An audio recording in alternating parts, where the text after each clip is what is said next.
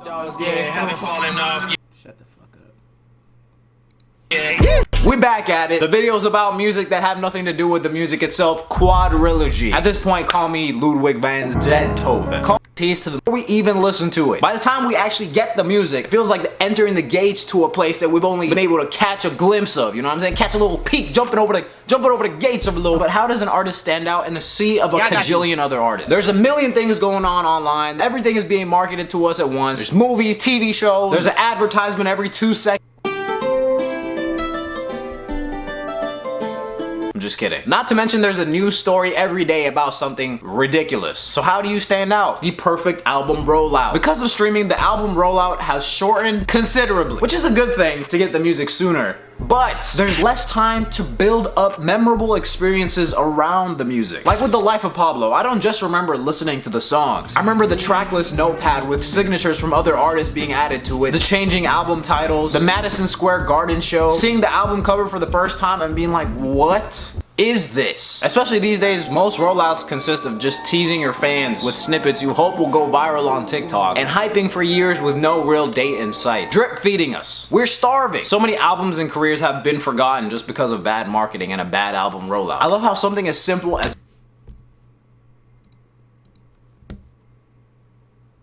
changing your name to Father Twizzy is an insane amount of dick suck that I will not promote. Please give me your mod.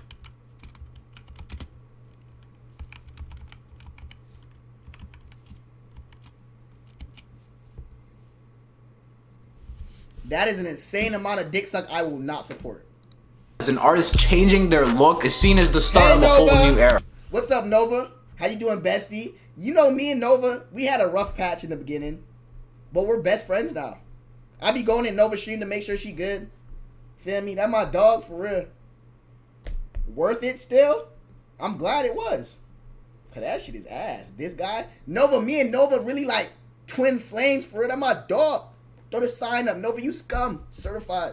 Like when Kendrick goes from cornrow Kenny to kung fu Kenny, we're like, oh my, something's happening, man. Something's happening. Which is why it blows me that Chance the Rapper is still wearing the 3 hats from 2016 for promoting his 3rd album. Now we're on the 5th. You absolute buffoon. Bro, please. I want to feel like it's a new era. I want to feel like we're moving on to a new thing. At this point, I wouldn't be mad if he took off the 3 hat and put on a 4 hat. Only a few artists have really given us a rollout that feels like an event. But when they do, it's something really special. Oh, you gotta build a bigger world. I'm not gonna make an album. I'm gonna make like an album. I'm gonna make the rollout dope. I'm gonna make the movie with it dope. I'm gonna... Facts, man. When I drop my album, y'all not ready for it.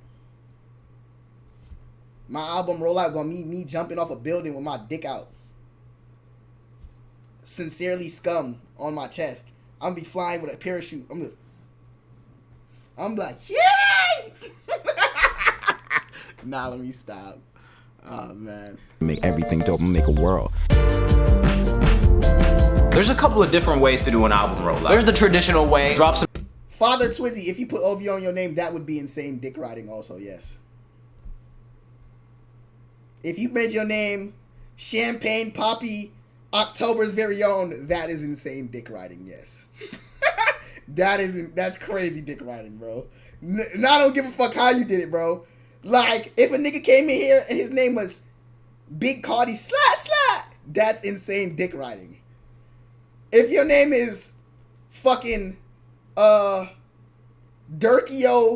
the GOAT OTF family for real, that's dick riding, bro. Like, you not OTF, you don't know that nigga. You can support his music, but you don't have to dick ride, bro. Like, come up with your own identity. Nigga name is Father Twizzy. We know who you listen to. Like, what?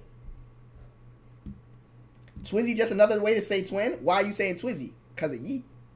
Dick riding. Some singles, maybe a video, do the radio talks, podcasts, interviews, blah, blah, blah. That's a tried and true way that has worked for literally decades. And some people still manage to mess that up. But one of my favorites is low-key creating an alternate universe. Donald Glover's rollout for Because of the Internet is one of my favorite rollouts ever. All of a sudden, he started wearing this exact same outfit everywhere to every interview. In these interviews, he was kind of different from his usual, more comedic self. Like, the idea is like, if I want to kill myself, I will. It's not hard to die. I could do it like right now. But like number 2, Over time, people realized this is a character that he called the boy. When the album dropped, he also dropped a screenplay that goes with the music about this same character, the boy. And then the music videos that were dropped after were interconnected and having like a overarching story about an alien invasion or something. What's going on? Bro, this man is literally creating a universe here. This is so much more than he had to do. And I appreciate that. The Weeknd did the same kind of thing for last year's After Hours and had one of the best album rollouts in recent memory. This man created a character, dressed up as him for the entire year, and his music videos and live performances were like telling the same story. He'll have a live performance where he has bandages all over his face, and then the next video will be like plastic surgery after that, all culminating in the Super Bowl performance where he had like 100 different people playing the same character. This rollout literally felt like a movie. Just the entire dark, eerie, horror, uncut gems vibe that he created was perfect. I love seeing things like this, like Tyler the Creator transforming into the character of Igor for his album. Yes. Janelle Monáe with her Emotion Picture visual album. An amazing pun. Which is why it was disappointing to me when Childish Gambino on the new album did like an anti-rollout. Let me set the stage for you real quick, okay? Let me just tell you how beautifully this man had set himself up for an incredible rollout. This man had a #1 single, okay, with This Is America. He was on SNL as the host and the musical guest. 2 Grammy wins, a movie on Amazon, a summer pack with 2 songs, a Lion King movie, all these things that seemed like it was perfect to gear up for an amazing drop, and then nothing. For a year, there was nothing. And then randomly dropped on the radio with no title, no freaking cover, no song titles. I brought this up a lot because it still confuses me to this day. He even put it on his website, and then it wasn't available on streaming until a week later, so it lost the whole like surprise drop aspect. The only thing that could have made this rollout worse is if it was at the very start of a pandemic. Oh wait, it was. To this day, it bothers me, but it also fascinates me. We're heavily invested in your situation. It's not easy to do a surprise release. Only a couple of artists can really pull that off perfectly in what I like to call the gotcha. It's not easy to do the gotcha. Drake that to this day, I remember when he dropped If You're Reading This, it's Too Late, and niggas thought Drake was killing himself. Niggas is on social media like, is Drake about to commit suicide? Is that why his head is in the clouds? Man, shut that shit up. Uzi? Uzi can't do a surprise release. I don't think he would sell like that. Beyonce? Uzi can't do that, bro. Uzi, he did, and how did it do? Wait, what did Uzi drop that was a surprise release?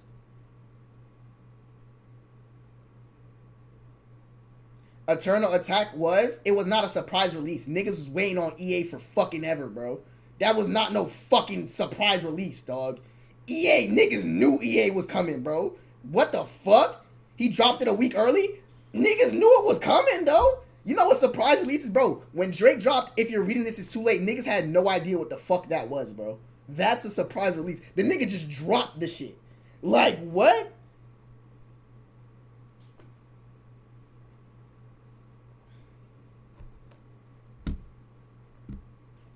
It can't be a surprise if niggas know it's coming. It just came earlier. Like, what do you niggas... What? Man, there's only so many people who could do surprise releases and do well. But they're the big people. Nicki Minaj do a surprise release, you gonna see that motherfucker up. Man, listen. Barbs? Man, they get it. Man, Barbs be on it. The Weeknd had one too. Gotcha. It's been done in the past by Prince and Radiohead, but the modern surprise drop was basically originated by Beyonce self-titled in 2014. I see music is more than just what I hear. Beyonce is another artist that stands the test of time. You feel me? Just the fact that we didn't hear or know about any of this stuff in a time where it's basically impossible to not know everything before it happens. Everything is leaked. I try to watch anything, I go on Twitter and there's already spoilers about it before it even comes out. Y'all were trying to guess the ending of WandaVision halfway into the first episode of WandaVision. But for this album, we didn't hear anything about it until it happened. And she had a video for freaking every song. How did that happen? How is that even possible? Everything changed with the Beyonce joint. The gotcha drop showed that in the internet age, there's still room for creativity and surprise. This led to Drake doing the same thing with If You're Reading This Is Too Late, Frank Ocean doing the same thing with Blonde. I'm telling you right now, there's nothing like waking up and seeing an entire album is already out. Usually we go through months of build up and singles and speculation. She said we're not doing none of that. I miss that immersive experience. Now, people only listen to a few seconds of a song. They don't really invest in a whole album. U2 kind of had a surprise drop, but they low-key did. That U2 album was the worst. Why the fuck did Apple Music put that shit on my phone, bro? I was so mad when Apple Music put that shit on my phone, bro. I was like, what the fuck is this shit, bro? I was like, they forced that shit on, bro. I was like, bro, I remember, this is before I had Apple Music. So I had Apple Music, but niggas only had the free albums. I had Chance free album, and it was the U2 album. And I remember the U2 shit would come on, and I'm like, who downloaded this? Bruh, I'm not gonna lie to you. That shit was so tight. That shit had me aggy, bro. Did it in the worst way of all time. It was announced at an Apple event and released on iTunes the same day at no cost. But the problem was it appeared in everybody's phone and you couldn't delete it even if you wanted to. For 3 years, there was just this picture of this man hugging his son's stomach in my library. I was like, get this out of here. Most people literally can't tell you anything about this album besides the backlash. I've never seen so many people so mad at getting something for free. On the other hand, dog, you know something was ass if niggas is mad at getting it for free, bro. Niggas is like, why did you put this on my phone? Bro, that shit was hilarious, bro. That shit was so funny. Niggas rolled that shit out for free and niggas was mad at them, bro. Niggas is like, who the fuck told you I wanted this shit? Hand of the gotcha drop. There's what I refer to as the endless hype rollout. Whole lot of red. We knew about this album 2 years before it released. Travis Scott announced this album, his third album, before the second album was even released. He was hyping this thing like it was the Bible too. It took on like a mythological feeling. The legend of Astroworld. I'm gonna be honest though, Travis Scott album releases and like his basic like not demographic, but like the way he does shit, I respect a lot because the nigga's creative. I remember thinking I was gonna be 80 years old, like, some say Astroworld is still going to release. But no, it actually came out. Travis was able to combine the endless hype with creating a world too. Astroworld has the imagery of space theme parks. When you were going to a Travis concert in 2018, you weren't like, oh, I'm gonna go see Travis live. It was like, no, I'm going to Astroworld. It was either you're going to Astroworld or you're getting left behind. And that helped with the lore of this album and the hype, and it was massive. Of course, the music had to be good, but if it wasn't for this rollout, I honestly don't think we would see Travis working with freaking McDonald's, PS5, Fortnite, the Super Bowl, Tenet soundtrack, Reese's Puffs. This man is gonna run out. That nigga Travis Scott is a bag chaser, boy. Nah, he's up there though. Off them sponsorship, Travis Scott is up there. Money wise, that nigga's up there. No bullshit. Jordans, bro, he has his own shoes, bro. That shit's crazy, bro. TK albums, man, when me and Glock do our album rollout, Scum World gonna be insane. When me and Glock do the album rollout, Scum World gonna be insane. You gonna see, it's gonna cut to a scene of me in a insane asylum, my straight jacket on, right? And then it's gonna be a whole movie. Every song is gonna tell you something else. It's gonna be a different experience of me becoming Scum. And in the end, it's gonna be society can't understand me, TK. You feel me? Boom. You selling more than Lil Reese? How much he sold?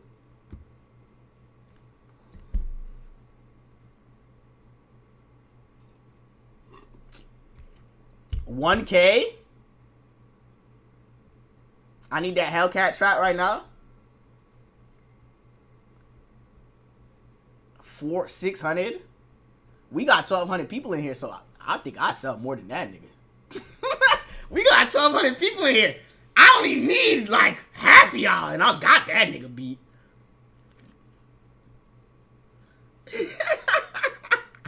Bro, listen, all I need is half of y'all, and we already got him beat. You selling 25? Simple. The hating is insane, bro. 1,500 streams per sale? Oh, never mind. Shit, nigga, I might sell 10. Listen, I might sell 10. Damn, never mind. Listen, I might sell 10. Shit. Nah, I'm playing. I'm gonna sell 100 million. I'm gonna win a Grammy. I'll make Tamashi Adams a household name.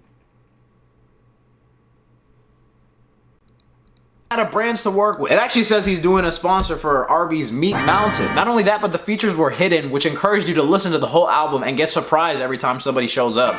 Sun is down, freezing cold. That's how we already know. This created its own hype and its own experience outside of just listening to the music. This man had Drake, The Weeknd, Tame Impala, Frank Ocean, Stevie Wonder, and he didn't put their names in it. That's a freaking flex, man. That's like if Drake was in this video and I didn't put it in the title or thumbnail. Speaking of Frank Ocean, he combined the endless hype with the surprise drop. He had the endless hype and he literally released a project called Endless. Coincidence? Lil Uzi did the same thing with Eternal Atake. Cardi did it with Whole Lotta Red. Give the people a name to latch onto and then tease it for years, just allowing the mythology. Nigga said Eternal Atake was a surprise release. That nigga told y'all about that shit 2 years before it dropped, bro. Shut up. To build and grow. Beethoven had a crazy rollout. Y'all don't remember the hype before Fur Elise dropped? Everybody was like, nah, he's falling off. He hasn't dropped a hit since Symphony No. 9. One thing about the endless hype rollout is that it has to live up to expectations, which isn't easy. That's why I like the gotcha. You don't have to spend months building hype and dropping singles. It avoids one of the things I hate the most about the album rollout, when artists drop 60% of the album as singles already. Dropping all the best songs on the album before it even comes out. It's like putting all the best scenes of your movie in the trailer. By the time you watch the movie, you've already experienced all the best parts. It's just like, the first song that's released should set the tone for what people expect, but you gotta pick a good first. This is gonna be the first. This is the first beat y'all gonna hear on my album.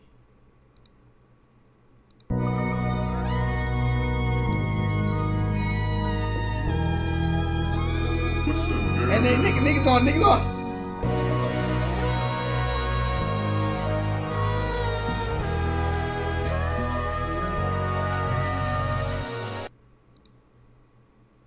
Anyways, I'm not dropping the album though.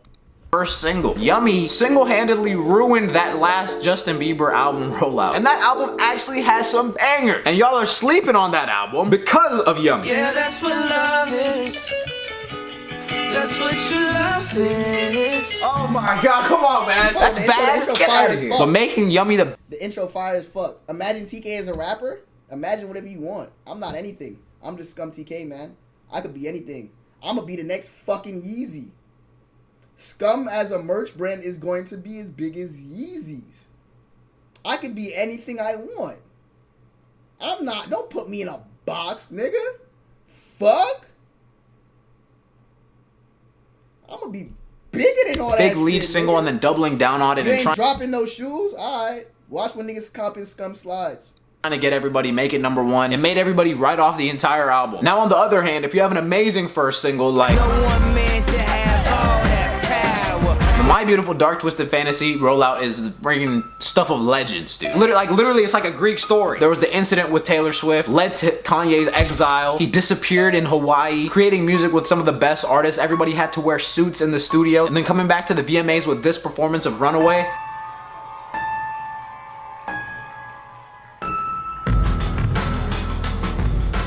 And then the rollout of the actual album was Good Fridays, dropping a new free track every week leading up to the actual release of the album. This was Kanye using the internet at its best when Twitter and everything was just starting out. This man is good at the rollout, which I like to refer to as the absolutely bonkers rollout. For Yeezus, this man unveiled the first single by projecting his face on buildings in 60 different locations. They showed the album artwork and it was just a clear case, CD, and red tape like you're getting a bootleg. It drew attention to it. It was absolutely bonkers. He also had one of the only good drama beef rollouts with 50 Cent, where they had a friendly competition kind of to see who would sell the most albums first week. Beef is the worst way to do an album rollout, man. Some artists, the only way they know how to have any attention on their own music is being super confrontational with another artist. They'll say something wild and be like, by the way, my album is dropping soon.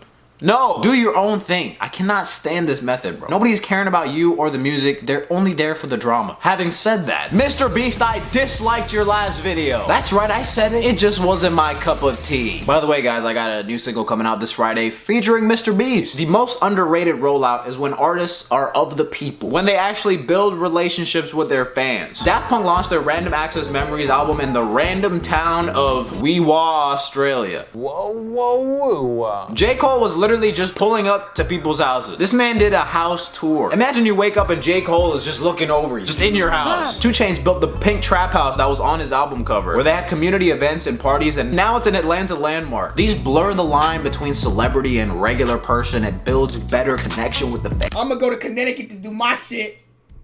fans. It makes them want to. Oh my god. I know. Listen to the music. The modern way to market music can be basically defined in one word: snippets. Lil Nas X using memes for Old Town Road, super internet savvy. He's been hyping up this one song since like last July. It was even in a Super Bowl commercial before he released it. Playboi Carti is like a human. Song snippets. This seems like the future of this super fast-paced ADHD music-consuming world we're in right now. But I appreciate the world building that. Who lives in Connecticut? My people. My niggas. My guys.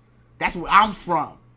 Don't worry about it. Some artists are able to do. A messy rollout doesn't necessarily mean a bad album either. Anti had a notoriously messy rollout, and that album it's still a classic. The music lasts longer than the rollout. The music is what's really going to be remembered. But the rollout is an opportunity to create a moment. I don't even know how many people actually think about this. It's just something I love. I even made my own album rollout in 2017, even though I don't make music. I created a soundtrack story through playlists as a rollout for my merch with a character and album covers and a track list. I worked with HK from Brockhampton to create all the visuals. It's low-key one of the best things I've ever done. I cannot lie. What's your favorite album rollout or way that an album was marketed? Do you prefer the huge build-up, or do you want it just dropped in your lap? I feel like the surprise drop shit is a 50-50, because if your music's ass,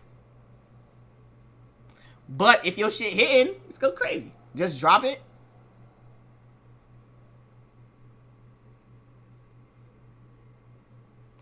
Randomly. Let me know in the comments down below. I think there should be rollouts for everything. Actually, this entire video has been a rollout.